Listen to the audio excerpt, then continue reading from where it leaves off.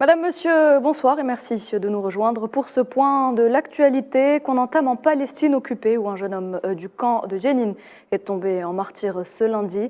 Tamar Azmi Sharaf Nashrati était âgé de 23 ans. Il a été hospitalisé à Ramallah suite à de nombreuses blessures causées par les forces de l'occupation sioniste.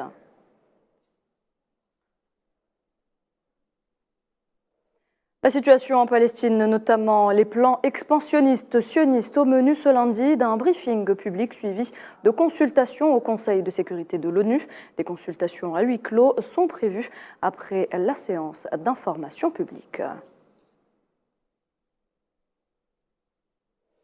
Et à noter également que l'entité sioniste a annoncé l'expulsion hier dimanche de l'avocat franco-palestinien Salah Hamouri. Salah Hamouri qui était détenu administrativement illégalement sans accusation formelle dans une prison sioniste depuis mars dernier. Une expulsion condamnée par la France qui la juge contraire au droit et rappelle avoir engagé de multiples démarches auprès des autorités sionistes pour manifester de la manière la plus claire son opposition à cette expulsion.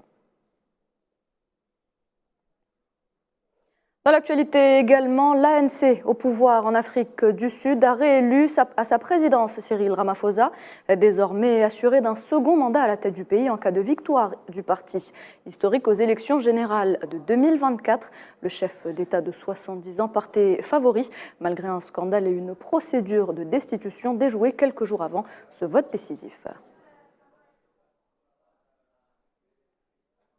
Le groupe terroriste Daesh a revendiqué l'attaque meurtrière perpétrée hier dimanche dans le nord de l'Irak. L'attaque, l'une des plus meurtrières ces derniers mois dans le pays, avait ciblé une patrouille de police près de la ville de Kirkouk et fait 9 morts.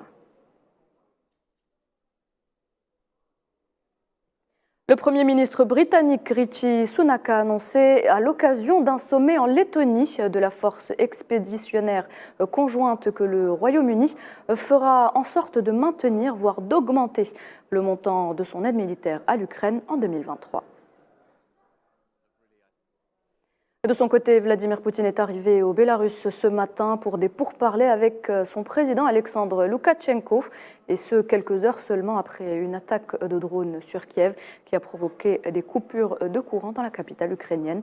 Ce sommet entre les chefs d'État russes et bélarusses intervient au moment où les autorités ukrainiennes disent redouter dans les premiers mois de l'année 2023 l'éventualité d'une offensive russe sur Kiev qui serait déclenchée à partir du territoire bélarusse, répétant ainsi le scénario du début de la guerre le 24 février dernier.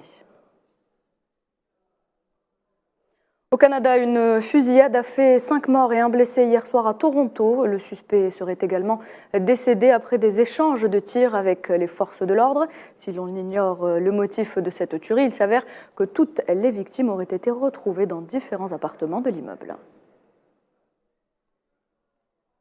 Et puis sport football, après la défaite de l'équipe de France hier en finale de la Coupe du Monde, l'attaquant des Bleus Karim Benzema et du Real Madrid également annonce la fin de sa carrière internationale à 35 ans après 97 sélections et 37 buts sous le maillot tricolore. L'annonce a été faite sur son compte Twitter.